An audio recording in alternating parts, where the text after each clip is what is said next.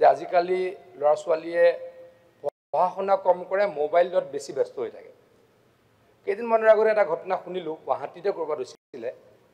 Mobile কাঢ়ি লোৱাৰ কাৰণে এটা 7ত পঢ়া ল'ৰাই ছুইচাইড কৰিছে। আজি তেখেতে যিখিনি ডিছকাশ্যন ইয়াতে কৰিলে সেইখিনিলৈকে সেইটো আচলতে related to women and child development department. তথাপিতো অধ্যক্ষ ডাঙৰীয়া কওঁ, তেখেতে যিটো কৈছে অত্যন্ত গুৰুত্বপূৰ্ণ কথা কৈছে যে আজিকালি ল'ৰা ছোৱালীয়ে পঢ়া শুনা কম কৰে, মোবাইলত বেছি ব্যস্ত হৈ থাকে। কেইদিনমানৰ আগতে এটা ঘটনা শুনিলোঁ, গুৱাহাটীতে ক'ৰবাত হৈছিলে। মোবাইল কাঢ়ি লোৱাৰ কাৰণে এটা 7ত পঢ়া ল'ৰাই ছুইচাইড কৰিছে। আজি এসপ্তাহ 10 দিনৰ আগত আপোনাৰ সমস্যা এইখিনিতে হ'ব। গুৱাহাটীত আৰু দ্বিতীয়টো ছুইচাইড 10 বছৰীয়া এগৰাকী। তথাপিতো অধ্যক্ষ ডাঙৰীয়া কওঁ, তেখেতে যিটো কৈছে অত্যন্ত গুৰুত্বপূৰ্ণ কথা কৈছে যে আজিকালি ল'ৰা ছোৱালীয়ে পঢ়া শুনা কম কৰে, মোবাইলত বেছি ব্যস্ত হৈ থাকে। কেইদিনমানৰ আগতে এটা ঘটনা শুনিলোঁ, গুৱাহাটীতে ক'ৰবাত হৈছিলে। মোবাইল কাঢ়ি লোৱাৰ কাৰণে এটা 7ত পঢ়া ল'ৰাই ছুইচাইড কৰিছে। আজি এসপ্তাহ 10 দিনৰ আগত আপোনাৰ সমস্যা এইখিনিতে হ'ব। গুৱাহাটীত আৰু দ্বিতীয়টো ছুইচাইড 10 বছৰীয়া এগৰাকী ছোৱালী আজিৰ পৰা এসপ্তাহত কৰিছে। গতিকে এইটো অত্যন্ত গুৰুত্বপূৰ্ণ কথা অধ্যক্ষ ডাঙৰীয়া। তাৰ কাৰণে আমি কিছু নহয় কিছু ব্যৱস্থাটো হাতত ল'বই লাগিব। সকলোতকৈ গুৰুত্বপূৰ্ণ কথা, আমি আমাৰ অভিভাৱকসকল দায়িত্ব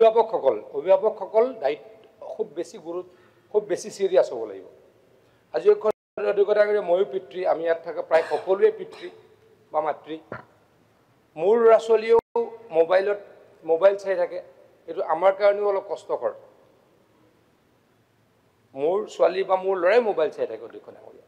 কেনেকৈ আমি ডাইভাৰ্ট কৰিব পাৰিম তাৰ কাৰণে কিন্তু সকলো সচেতন হ'ব লাগিব। আৰু এই মোবাইল বা এনেকুৱা যিখিনি সাধাৰণতে ছাত্ৰ ছাত্ৰী বা শিশুৱে আমাৰ দিনত নহৈছিল, সেইখিনিৰ প্ৰতি এতিয়া ল'ৰা ছোৱালী আকৰ্ষিত হৈছে। সেইখিনি কেনেকৈ লাহে লাহে আমি আঁতৰাব পাৰোঁ তাৰ কাৰণে প্ৰয়াস কৰিব লাগিব। মই এই বিষয়ে মাননীয় মন্ত্ৰী অজন্তা নেওগ ডাঙৰীয়াৰ লগত আলোচনা কৰিম।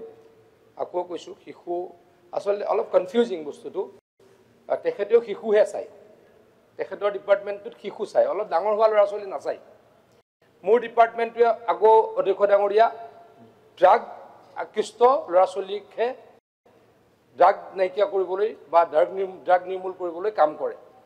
গতিকে স্পেচিফিক আমি কিছু চৰকাৰে এই ক্ষেত্ৰত আলোচনা কৰাটো উচিত বুলি মই ভাবোঁ। আৰু সেইকাৰণে তেখেতে গুৰুত্বপূৰ্ণ এটা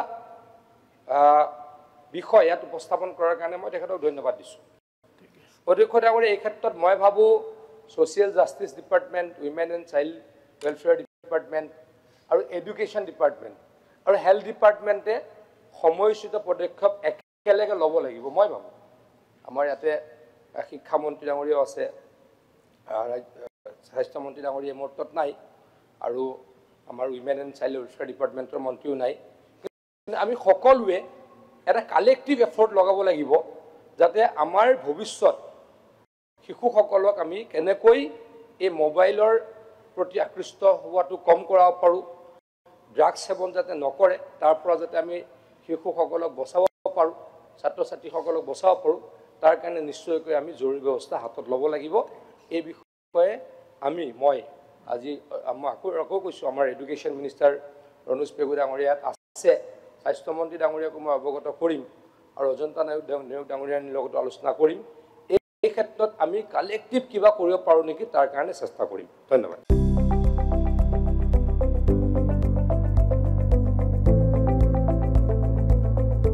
NB নিউজ, সহজ সৰল ভাষাত নৱভাৰতৰ কথা।